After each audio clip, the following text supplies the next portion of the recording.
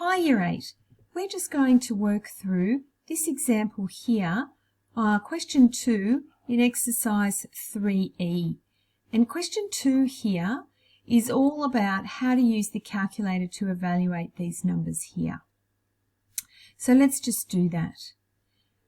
When we see a question that says pi times 5 squared, that means we go over to our calculator and we press Shift pi down here.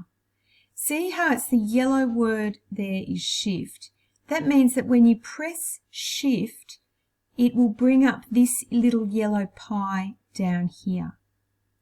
When we're doing a calculation with pi, we need to press times, then the operation 5, and here's our little button for squaring a number, squared. Then we press equals, and there is our answer. Okay? Let's try that again for part D. Part D says pi times 9.8 squared. So we go Shift pi times 9.8 squared. We make sure that what we're seeing here matches exactly what we see here. And there's our answer.